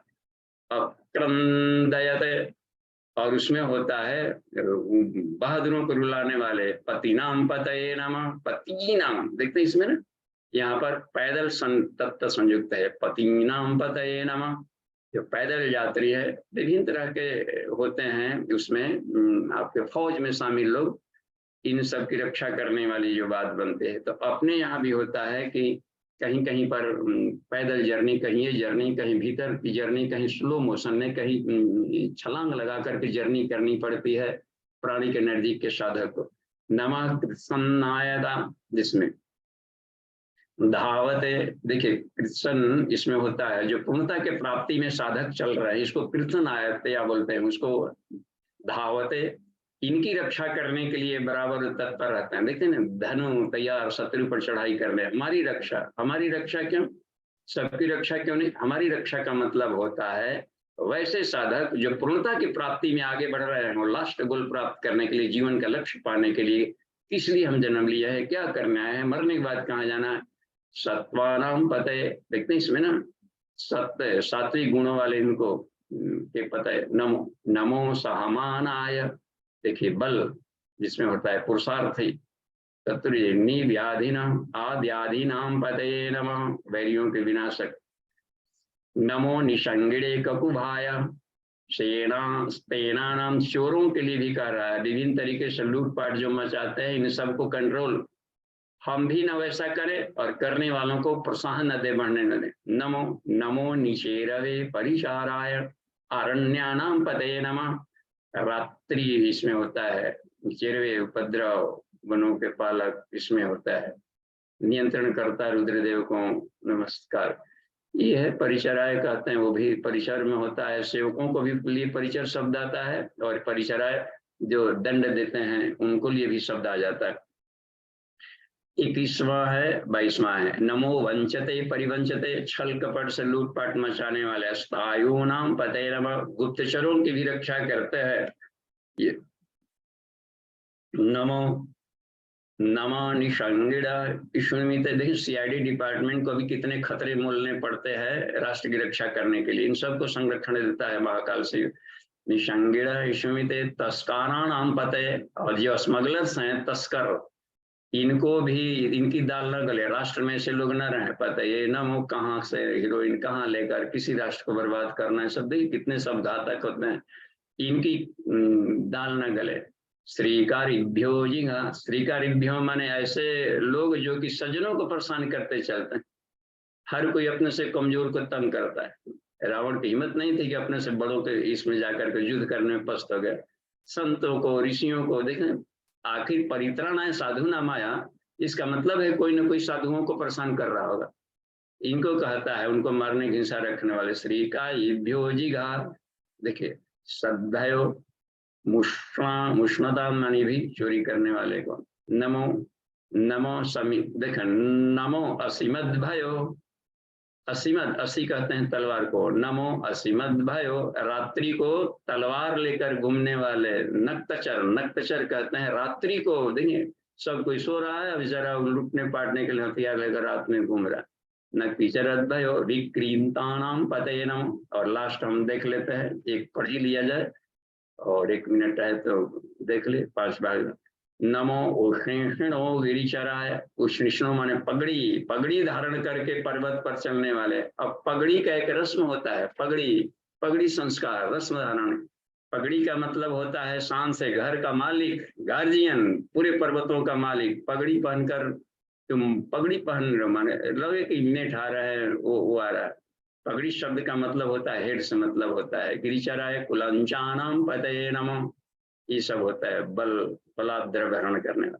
नमो देखा ईसुमद भयो, ईसुमद भयो बाण को धन्वयीभ्यश्च, धनुष बाण को, इसमें ये होता है धनुष बाण को धारक करने वाले रुद्रदेव को।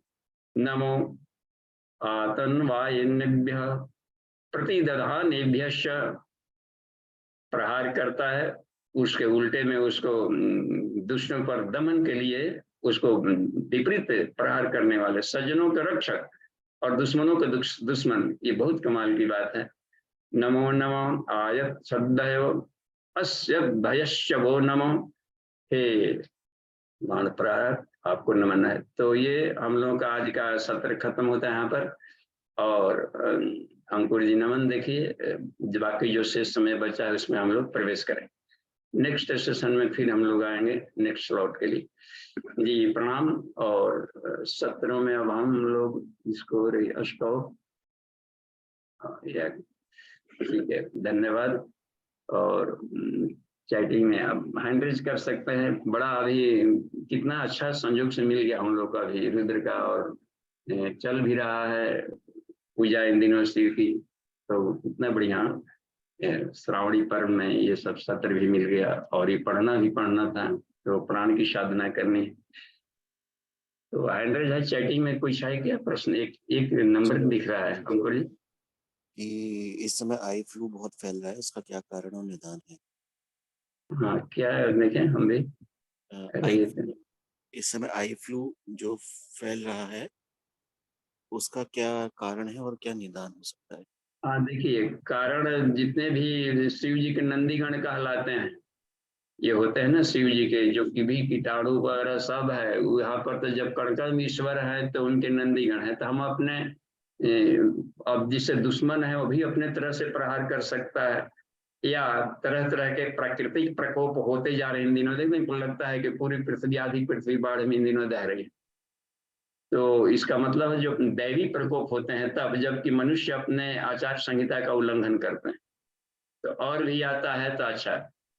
उसके रोकने वाली शक्ति भी, ईश्वरीय शक्ति इन दिनों युद्ध कर रही है, तो वो दुश्मन भी तरह तरह के प्रहार करेगा, कोई कीटाणु भी फैलाएगा, या फिर जा करके ये नेचर के उठा पटक के चलते भी हमारी आंखों में इम्यूनिटी कम होगी तो उनको परेशान करेगी। कितना हो रोग दुख आता रहे, लेकिन इम्यून सिस्टम बढ़ाने की बात कर रही है कि कुंडलिनी जागरण अनिवार्य क्यों।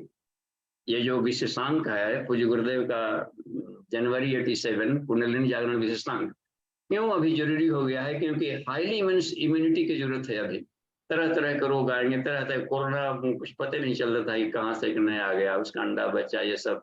तो कुछ नए नए कीटाणु आएंगे, नए नए आएंगे, नए नए प्रहारक आएंगे, जिसमें बचाव के लिए अपने इम्यून सिस्टम को हाईली डेवलप करना पड़ेगा। ये तो इसलिए आता है कि हम आत्म साधना करें। आत्म साधना करने पर कुछ इम्यूनिटी बढ़ेगी तो इसका प्रभाव कम होगा। साथ ही साथ चिकित्सकों के लिए एक अवसर मिलता है कि इसको समाधान के लिए हम अपने माइंड को दौड़ाएं, कोई वैक्सीन तैयार करें, कुछ ऐसा करें, कुछ ऐसा इसका रेमेडीज तैयार किया जाए, या सूर्य साधना करें। उसमें दिया है कि नेत्र का कोई रोग नहीं होता। तो ये सब आते भी एडवर्सिटी आता है, हमें मंगल में प्रयासों के लिए या अपनी इम्यूनिटी को बढ़ाने के लिए आते हैं। तो कारण तो ये रहता है कि हम आगे बढ़े बस। तो जो भी यूनिवर्स में आता है उसका हम फेस करें, उसको बहुत तेजी से फैल रही है, तो और भी तरह तरह के आएंगे। तो उसका नाम आइस ब्लू रखिए, या समुद्र तूफान आता है तो हर तूफान का अलग नाम लोग रख देते हैं। तो कुछ न कुछ ये है करने का। तो इसका उपाय बताइए। उपाय तो हमारे योगियों के पास जाएंगे तो साधना बताएंगे, आत्म साधना पर ही एक इम्यूनिटी है जो आएगा।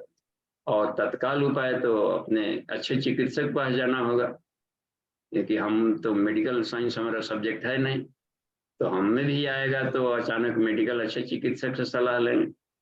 वो जानकारी नहीं थी राम जी को, तो पूछा कि देखो वैद्य जी है क्या आसपास में कोई? हाँ, सुखेन वैद्य है, उनका हेल्प ले लिए। तो इन सुखेन वैद्य से हेल्प लिया जाए और लाभ ले लें, तत्काल उपाय है। लेकिन आत्म साधना का कहना है कि सूर्य साधना करने वालों को ये जो होते हैं कोरोना वगैरह ये सब असर नहीं करते, ये जो आंखों के जो रोग होते हैं वो असर नहीं करते हैं। तो इसमें सूर्य त्राटक वाले सफल हो सकते हैं, हमें ऐसा अनुमान है। तो सूर्य त्राटक चल रहा है, फिर भी एक होती है कितनी स्तर की साधना की है, कितने भारी प्रहारक सूर्य साधना भी कर रहे हैं, इधर गलतियां भी कर रहे हो, तो उनको मारने के लिए और भारी आएगा। कफ वो कभी इतना बढ़ जाता है कि वो नेति धोती वहां पर काम नहीं आता। तो अपना है कि शक्तियों का हम मिसयूज ना करें और चलते रहे, आगे बढ़ते रहे, तो एनर्जी आती है जाएगी। तो जिनके पास जो उपाय है वो बता पाएंगे। हम तो आत्म साधक हैं, तो साधना ही हमारी फैकल्टी है, साधना ही हमारा, इसको ये कहिए कि हॉबी है बस। तो साधना का इससे में उपाय हम बता सकते हैं साधना का। ठीक है बाबू जी, यहाँ सभी के लिए नमस्कार क्यों कहा गया? शिव जी है ना, सबका ख्याल रखते हैं। सबको देखिए, सभी के लिए नमस्कार इसलिए कि परित्राणाय साधुनाम विनाशाय च दुष्कृताम। शिशुपाल का वध भी कर रहे हैं उधर, और उधर से रथ भी भेज रहे हैं, अपने यहाँ बुला रहे हैं कि जो शिशुपाल था, ये जय विजय थे उन्हीं के यहाँ पर। तो असुरों को भी आप ऊर्जा को नाश तो कर ही नहीं सकते, रूपांतरण करते हैं। मुंडमाल भी पहन लेते हैं शिव जी। अब इसका मतलब है कि मारने के बाद भी हृदय में स्थान देते हैं। कमाल की बात है ये। क्योंकि ये जो वैज्ञानिक शक्तियों को ही कहा जाता है कि वैज्ञानिक शक्तियों को ही असुर कहते हैं, आध्यात्मिक शक्तियों को देवता कहते हैं। और अध्यात्म विज्ञान जहां पर भी समन्वित न होगा, तालमेल बिठाकर नहीं चलेंगे, वहां पर दिक्कत है। किसी को छोड़ भी तो नहीं सकते। तो उनको हमको रखना है, क्योंकि इसी से जीना है। शरीर को अवॉइड भी नहीं कर सकते, तो शरीर की भी रक्षा करनी है। भले सड़ने वाला पंच तत्व यही अधम शरीर। अधम है तो क्या सुसाइड कर लें, इसको फेंक दें शरीर को। अधम का मतलब होता है परिवर्तनशील है, एनर्जी से ही बना हुआ है शरीर का भाव, और ये परिवर्तनशील होते रहता है। तो इस अवस्था में अधम कह दिया गया। इसको हम संरक्षण करें तो ये असुर कहलाता है। आत्मा इसमें सूर हो गई तो देवता हो गया। तो अध्यात्म और विज्ञान दोनों को, तो दोनों को नमस्कार, यानी दोनों को हम जानें, परा अपरा दोनों का पर कमांड रखें, दोनों को समझें, दोनों को संरक्षण दें। उन्हीं का है ना, ब्रह्मा के ही दोनों हैं, पुत्र है, सुर असुर। देखिए एक अच्छी बात।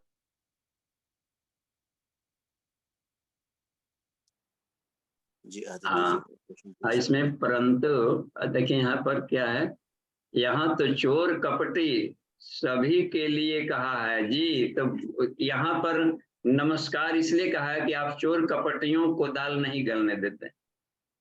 नमो जो शब्द है, तो वहां पर नमः का मतलब है कि हे वज्र प्रहारक। नमः माने नमस्कार शब्द हम लोग केवल न देखते हैं। हे वज्र प्रहारक, इन पर आपको नमस्कार है।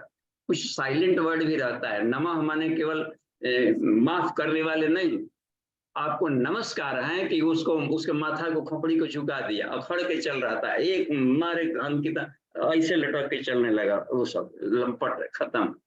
तो ये है नमस्कार, उसको झुका दिए। वहां भी नमस्कार का अर्थ होता है वज्र प्रहारक। हे इन लोगों पर वज्र प्रहारक, आपको नमस्कार है। वहां पर नमन का अर्थ लिया गया है ऐसे ही। नमो। अब यहाँ पर इन लंपटों को नाम दे दिया गया है, कपटी सभी को कुलवंचाएं, इनको इनकी दाल नहीं गलने देने वाले रुद्र को नमस्कार, ऐसा है। ठीक है। अच्छा, इसी को यहाँ पर पुरुषोत्तम मौर्य जी बोल रहे हैं। एक हैंडरेज है आदित्य जी का, ये लगता है कि ताइवान से कर रहे हैं। हाँ, उनको खोलिए तो। जी बाबू जी प्रणाम। प्रणाम बाबू जी। जी प्रणाम। बाबू जी अभी आपने बताया कि धतूरे से हाइड्रोफोबिया ठीक होता है, तो जो रेबीज के पेशेंट होते हैं उनको हाइड्रोफोबिया हो जाता है, तो ये उसमें भी कारगर होता है क्या? क्योंकि वो जो हाइड्रोफोबिया होता है वो बहुत ही एक्सट्रीम लेवल पे जाता है, वो लोग पानी को देख भी नहीं पाते। मतलब देख के उनके हाथ में पानी की बोतल दे दो, वो एकदम बौखला जाते हैं। तो ये वो धतूरा उसमें भी काम कर सकता है क्या? इसमें गुरुदेव की ये जो ब्रह्मचर्य की पुस्तक है, आयुर्विज्ञान, उसमें का प्राण वनस्पति, आयुर्वेद का प्राण वनस्पति विज्ञान, तो उसमें धतूरा को देखिएगा। उसमें दोनों है, कनक धतूरा और काला धतूरा, दो वैरायटी होता है धतूरे के। दोनों का अलग अलग प्रॉपर्टी है। जो काला धतूरा है वही आपका अश्विनी नक्षत्र होता है ना, जो अश्विनी नक्षत्र का पौधा उसको कहा जाता है। तो ये उस मूल वाले को सुरक्षा करने का इसका मतलब होता है कि उसका, उसके फूल में, इसके फूलों में अंतर देखेंगे। जो काले धतूरे होते हैं वो उपयोगी होते हैं, इसमें अधिक मेडिसिनल होता है। उसमें फूल के भीतर फूल होता है, त्रिपुष्पम भी कहलाता है वो। तीन ही फूल एक होते हैं। जो कनक धतूरा व्हाइट वाले होते हैं, एक ही उसमें पुष्प रहते हैं, तो वो त्रिपुष्पम या त्रिदलम, बेलपत्र के तीन पत्तों का। तो ट्राई डायमेंशनल के लिए शिक्षण है। और तो कैसे उपयोग करना है, किन किन रोगों में, उसमें कुछ बताया गया है। तो असली जानकारी तो इसके विशेषज्ञ वैद्य बताएंगे कि इस रोग में कैसे लेना है। तो उसमें बताया गया कि हाइड्रोफोबिया में कैसे इस्तेमाल करते हैं। प्लूथ होता है, बेल्डेनेस, कहीं कहीं का गोल गोल बाल झड़ने लगता है, तो काले धतूरे के पत्ती को वहां पर रगड़ने पर वहां पर फिर से ताकत आ जाती है, फिर से बाल उगने, ऐसा लिखा है उसमें। हमने पढ़ करके देखा काले धतूरे का गुण, उसमें जो शिव जी पर जो चढ़ाए नवाने वाले हैं औषधियां, इसके क्या उसमें गुण है, तो उसको देखा जा सकता है कैसे उपयोग करना है। जी। अगला हैंड रेज है ओके, धन्यवाद।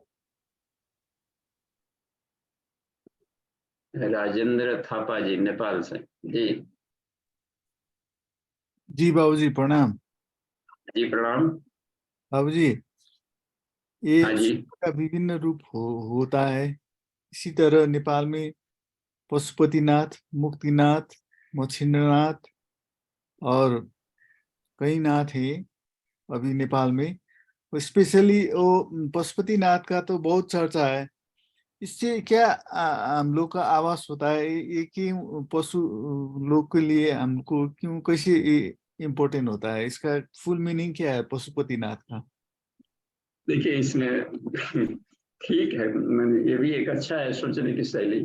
तो पशु माने सिर्फ जानवरों के लिए नहीं आया है, जो जी। भी बंधन में फंसते हैं।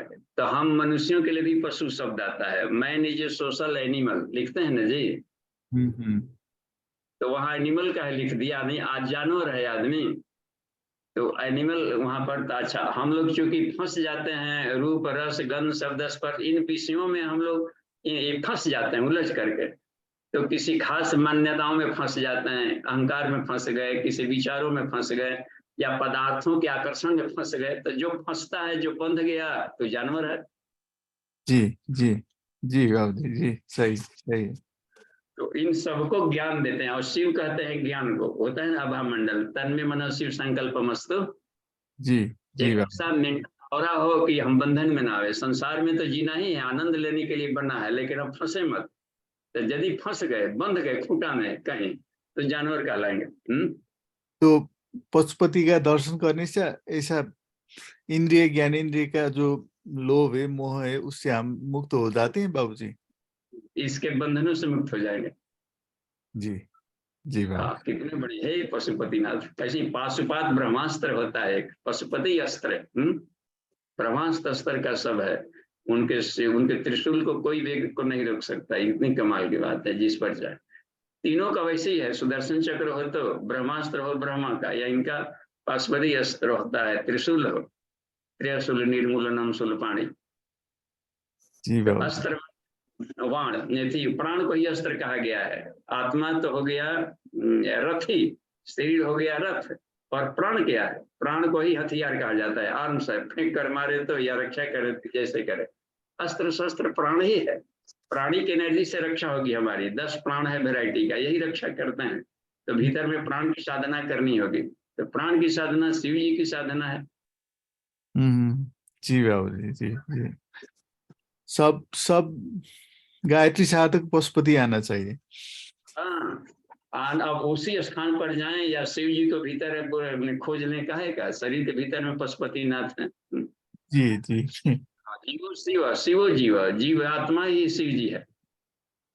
जी बाबू जी। शरीर को भगवान का मंदिर मानेंगे। और उसमें होता है आत्म संयम और निमित्त। आत्म संयम का मतलब, आत्म संयम का मतलब है आत्मा में धारणा, ध्यान और समाधि। आत्मा का ही मेडिटेशन, आत्मा पर चिंतन, आत्मा में चलना आत्म संयम कहलाता है। जी हाँ, त्रियम एकत्रम संयम होता है ना इसमें। जी जी। आत्मा ही तो के चलते फिरते मेडिटेशन हो, आत्मा ही के गुणों को स्मरण किया और आत्मावत प्रकाश में जिया जाए, इसको आत्म संयम कहते हैं। और नियमित नियमित क्रम से अपना बना रहे आत्म साधना, तो होगी।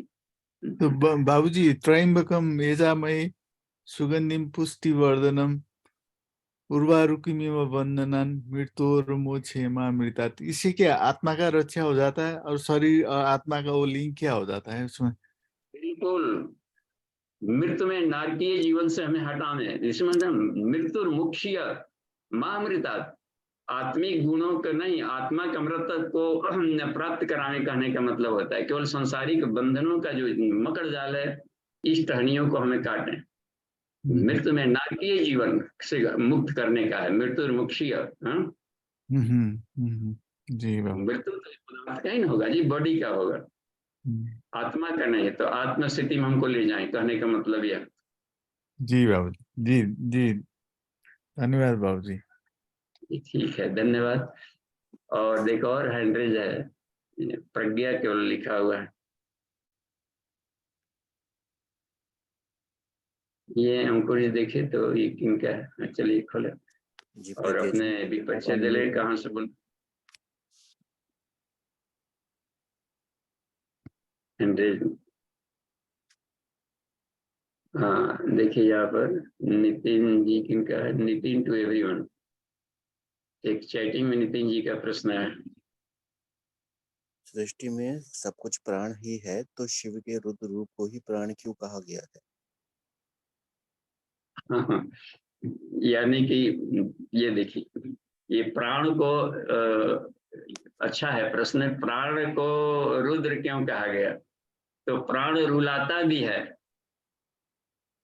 प्राण रुलाता है, प्राण निकल जाने पर आदमी रोता है। देखते घर वाले छाती पीट रहे हैं, कितने को तो इधर अब तो कम है, देहात में रो रो करके, पहले हम लोग छोटे थे तो जो भी संगीत वही कविता में गाए, रामावा कह करके, कल तक राम जी थे रामवा हो गए, तो मन अब छाती पीट रहे हैं, रो रहे हैं, तो बिगड़ा क्या है बेचारे, सब कोई के अपने कर्मों के अनुसार जाना आना। फिर भी लगता है कोई क्षति हो जाती है, कोई छूटता है, तो इसके साथ प्राणों का ये रुलाता है, अपना संपर्क है, अपना जो रक्षा कवच है, अपना ये करता है, तो इसलिए रुलाता है कि हम निरालंब नहीं बने हैं, आत्मावलंबी नहीं बने, हमेशा बैसाखियों पर जिए हैं, सहारा पर जिए हैं, सहारा छूटता है। तो प्राण की बिजली है, इसमें बायो इलेक्ट्रिसिटी प्राण है, तो ब्रेन वाले एरिया में ना रहेगा तो मेंटल डिसऑर्डर होगा, प्राण की कमी है, तो प्राणायाम से मेंटल डिसऑर्डर ठीक किया जाता है। जैसे दोनों पैराइटल लोब अनबैलेंस है, हेलुसिनेशन है, मति भ्रम है, तो अनुलोम विलोम का प्राणायाम करेंगे तो ठीक हो जाता है, क्लीन कर लेता है। एक स्क्रू खराब है, मंद बुद्धि है, तो प्राणाकर्षण प्राणायाम किया जाएगा तो ये फ्रंटल एरिया चमक जाएगा, लड़के का आईक्यू लेवल बढ़ जाएगा, मेमोरी पावर बढ़ जाएगा।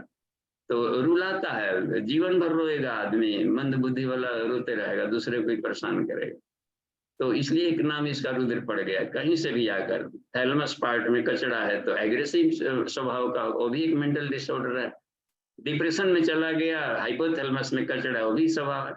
एक के लिए चंद्र भेदन, दूसरे के लिए सूर्य भेदन काम करता है।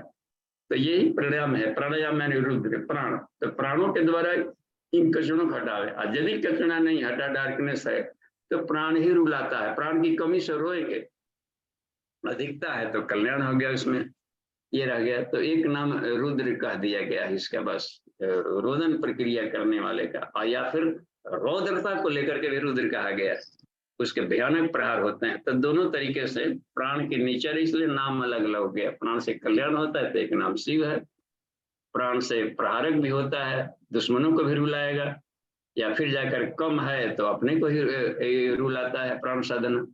तो इसलिए एक नाम रुद्र भी रख दिया, रौद्रता के लिए भी रुद्र आया है, और डिफिशियंसी में भी जो आ जाता है उसमें ये आ जाता है। ठीक है, नोमेनक्लेचर साइंस इसको कहा जाता है नितिन जी, उनके गुणों के आधार पर नाम दिया जाता है। नाम भी एक कला है, 16वीं कला है ये, 16 कलाओं में अंतिम कला नाम होता है, नामकरण संस्कार।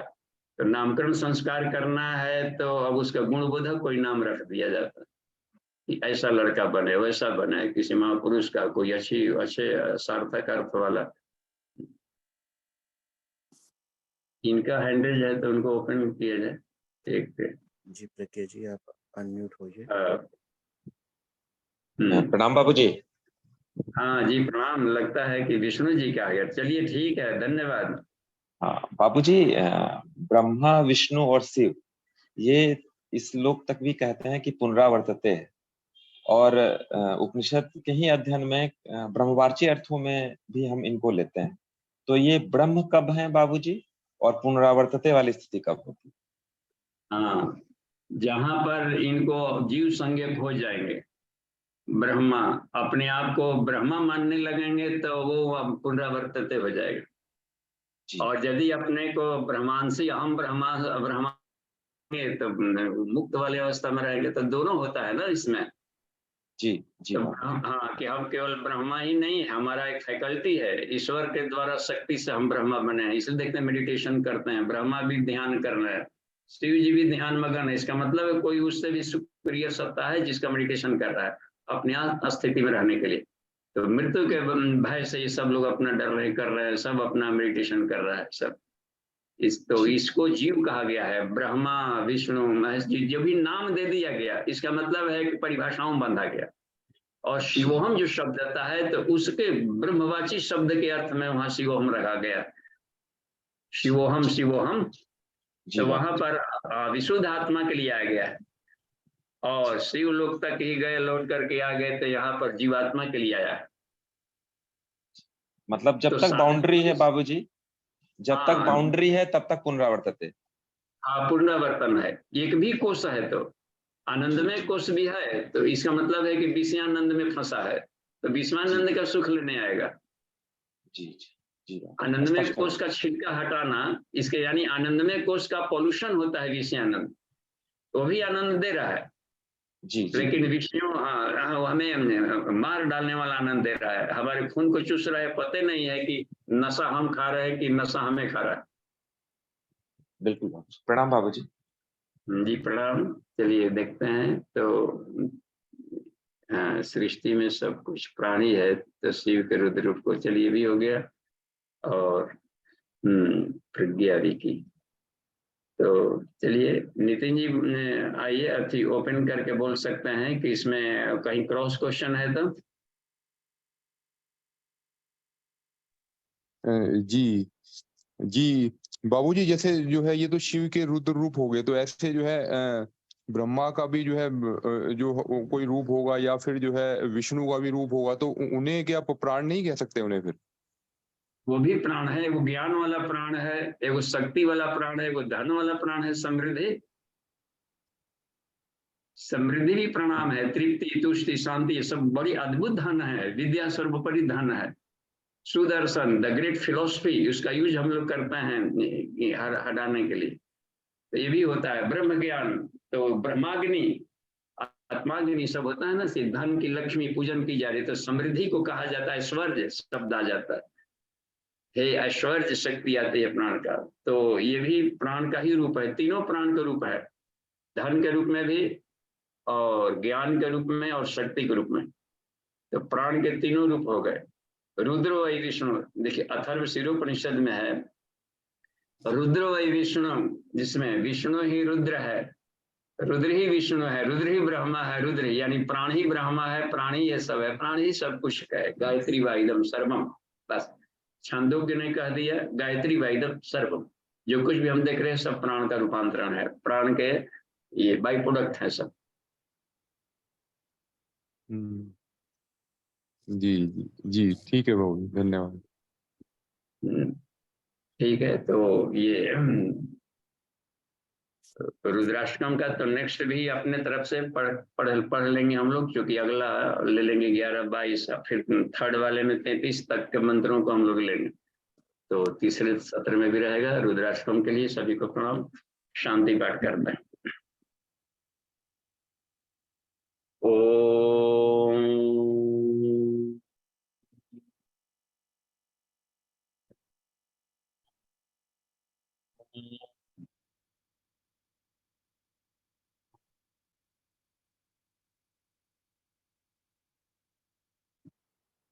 शांति शांति